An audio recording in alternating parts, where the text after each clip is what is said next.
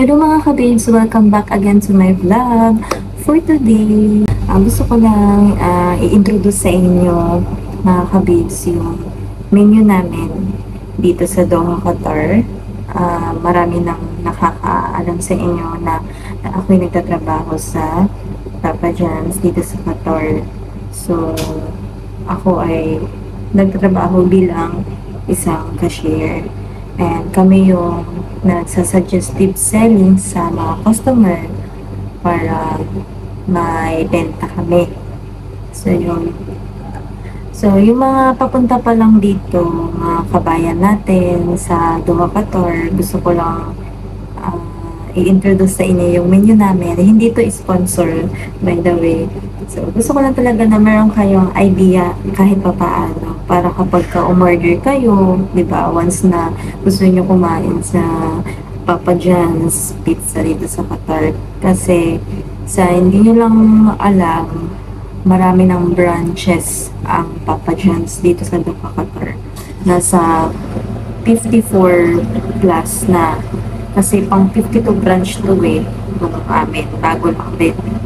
So, ayun, ito yung menu namin. So, ito, bago siya na labas.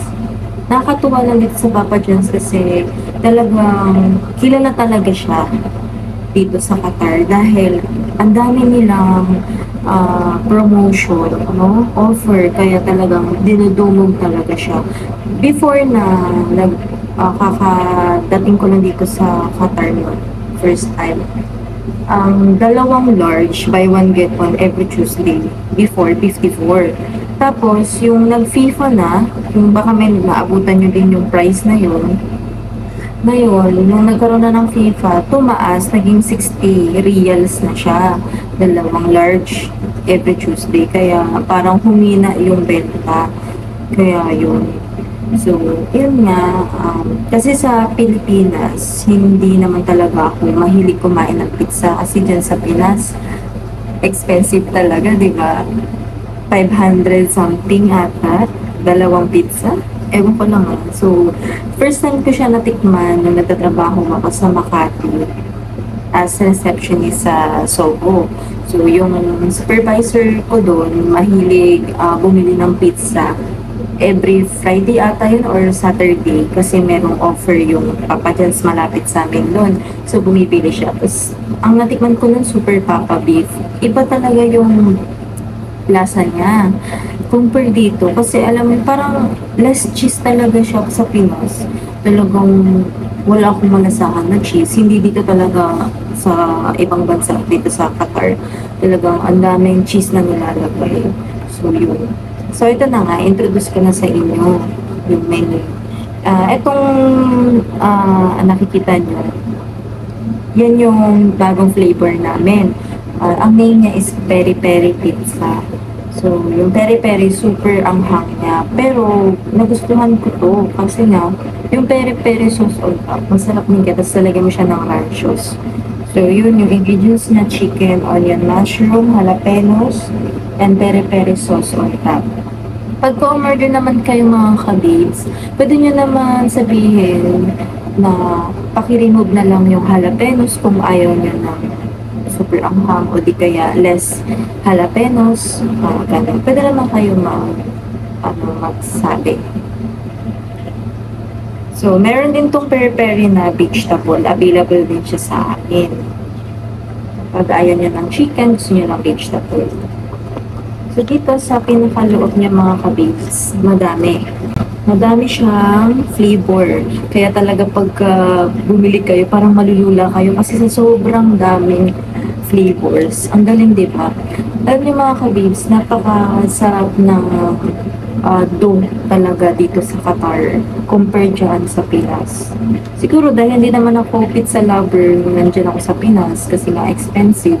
Pero talagang kahit isang beses na ako nakapag-try nun, masasabi ko pa rin na the best ang Papa John's Pizza dito sa Qatar.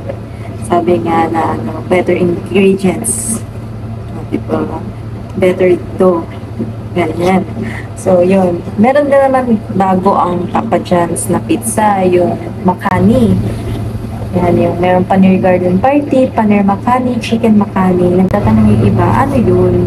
Sinasabi ko pag may mga kabayan na bumibili, sinasabi ko na Indian pizza siya. So, spicy yung base sauce niya, talagang spicy. Nung tinikman ko to, di ko bet.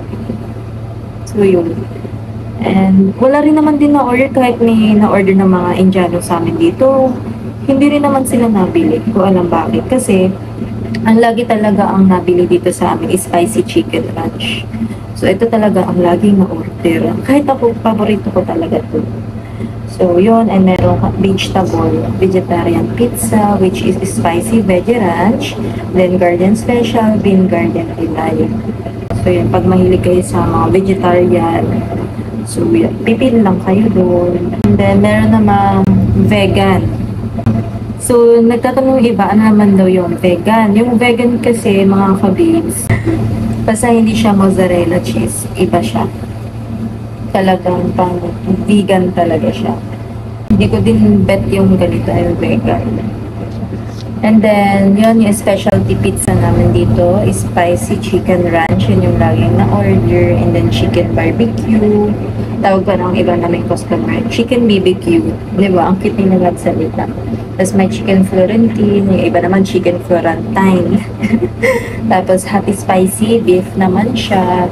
Then chicken super papa, chicken with vegetable. Pag gusto niya na mix. Yan, may mga customer kami na gusto ng mix daw. So, chicken super papa ang binibigay namin. Then garlic parmesan chicken pizza. Then, meron din kami mga classic like all the meats, beef siya, and super papas. Ito naman yung original na beef with vegetable, mixed din siya, beef. Yung kanina, chicken naman siya, chicken with vegetable. Ito naman, beef with vegetable. Tapos, yung pepperoni, yun yung mga classic, yung mga nakuna na, no? Meron dito margarita, yung lagi din na-order ng mga customer namin. Wala siya dito sa menu kasi pinaka-luma na talaga siya pizza. Pero, nag-o-offer pa rin naman kami available. Etong vegan margarita, it's different siya kasi nga, di ba sinabi ko sa inyo, iba yung cheese niya. Hindi siya mozzarella cheese, vegan cheese siya. So, yun, may pizza of the world. Like, Mexican only chicken siya, tapos Hawaiian. Yung mga kabayan natin, bumibili ng Hawaiian palagi kasi with pineapple, alam na namin yun na talagang kabayan yan pag Hawaiian o order. So, yun, yung ibang kabayan, kasi may customer kami before, nagrereklamo about sa Hawaiian kasi hindi naman daw ganun yung lasa. Malansa daw. So, kinain namin. Wala naman. Talagang nalansahan siya kasi nga, ang ingredients kasi ng Hawaiian, pineapple, turkey ham with smoked turkey. Yung smoked turkey kasi mga kabibs, talagang malansa talaga siya kasi syempre, hindi siguro siya na sabi niya sa Pinas daw kasi hindi naman daw ganun yung amoy, ganyan. So, dapat, pag pag-order na lang, i-remove na lang siguro yung smoked turkey kung nalalansahan kayo talaga. So, yun. And then, may Little Italy, beef naman siya. So, meron din kami mga kababes ng appetizers.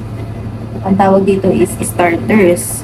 So, pag gusto nyo rin bumili, meron kami mixed platter. Yan, combination na siya ng potato wedges with chicken poppers, with chocolate swirls, and jalapeno poppers. And then, we have pepperoni rolls. 8 pieces siya. Tatanong yung iba, ano yung laman yan. Siyempre, ano lang naman siya, pepperoni with cheese sa loob. Ganyan. Tapos, chicken strips, 6 pieces siya na malalaki.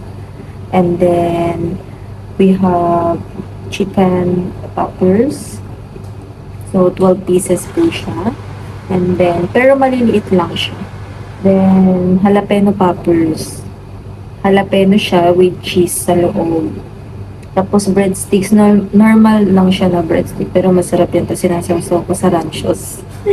Tapos, may cheese sticks. And garlic parmesan breadsticks.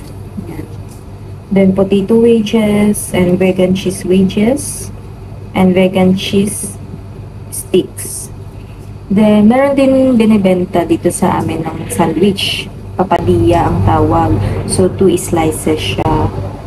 So, merong vegetable, may beef, pero not available na yung chili stick namin, hindi ko alam bakit. Then, chicken ranch papadilla, and barbecue, then Italian sausage. Tapos, meron kaming iba't ibang klase ng dough. Pipili kayo mga kababe. So, pag tinanong sa inyo ng nung cashier na, kung gusto nyo mag-add ng cheese crust or cheese around, stuffed crust ang tawag, or sa Arabic atrakjiban. So, yun, meron kaming stuffed crust, yung cheese, mozzarella cheese on the border. Masarap din naman siya, kaso nakakaumay. Then, meron ding original crust, yung normal lang siya na bread. Then, meron din naman kaming thin crust, or tinatawag na ATC, yung manipis siya na bread. So, meron din kami, nagdagdag na naman yung, ng Papa John's. Ang dami nilang naiisip, di ba? Idea na pepperoni stuffed crust naman siya. Mozzarella cheese lang siya, nalagyan ng pepperoni sa, sa cheese yun. At saka, may tinatawag na thin and crispy crust. Siya yung talagang crispy bread. Ayoko nito din. Kasi, hindi ka mabubusog. Crispy kasi siya. Iba yung bread niya. Hindi na talaga siya niluluto na sa bread. Talagang, ready-made. Ganun. Tapos, may mga dessert din kami mga kabibs, like chocolate, scrolls. Before, merong brownies. Naabutan ko pa yun. Sarap ng brownies kasi tinanggal na, hindi ko alam bakit. Then, meron din kami bago ngayon mga kabibs na Papa's Bites, Oreo Bites siya, 20 reals. Oreo lang siya, tapos yun, bread, ganun. Diba, simple lang siya. Tapos ang mahal, 20 reals. So, yun, may Papa's Family kami, dalawang medium with appetizer na siya. Tapos, pagka nagtitipid kayo, meron dito 16 reals yung Papa's mini meal. Ano lang to kids size. 4 slice lang siya. Pero pag ako, bumili ako. Kunyari di ako nag-work sa Papa John's. Ito bibilhin ko kasi enough na sa akin to. Kasi mabusog na talaga ako kung di ka naman sobrang takaw. Then yun, may Papa's Value Meal with potato wedges na siya and drinks with strawberry mojito or any flavor ng mojitos, pwede. And we have mga combos nito, mga Papa Super Savers Meal. 1 medium, 1 large, then with sandwich with potato.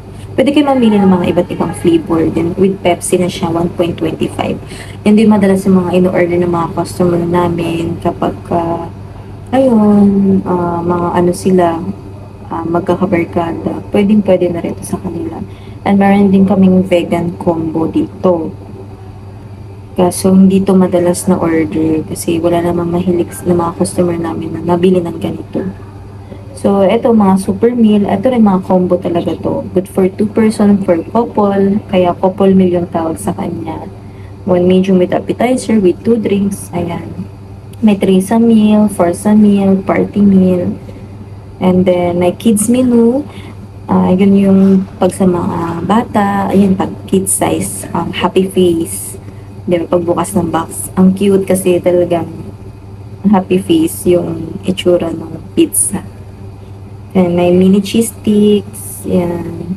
Then, chicken strips with potato. And then, ito yung mga babes, yung mga iba't iba naming drinks, mojitos. Nadagdagan ng green matcha mojito. Yan, may strawberry, classic, passion. Then, may mga soft drinks din naman kami. Then, meron kaming salad. Nadagdagan din salad namin na spicy chicken ranch pasta with spicy veggie ranch. Then, we have salad, of course. Yung chicken tender salad, yung laging na-order, then Papa's Club salad, then garden salad. So, ayun lang mga kabibs na na-introduce ko na sa inyo kapag nakapunta na kayo dito sa Doha, Qatar. Kapag hindi kayo nalabas ng bahay, pwede naman kayong magpa-deliver like Talabat or di kaya sa call center ng Papa John's namin 442-47272. And pag meron kayong contact number doon sa pinakamalapit ng store ng Papa John's, pwede rin naman doon. May extra charge siya. So, ayun mga kababes, ang dami ko nang sinabi. By the way, hindi yung sponsor Gusto ko lang talagang i-introduce sa inyo yung menu namin. Diba? Kasi, wala lang.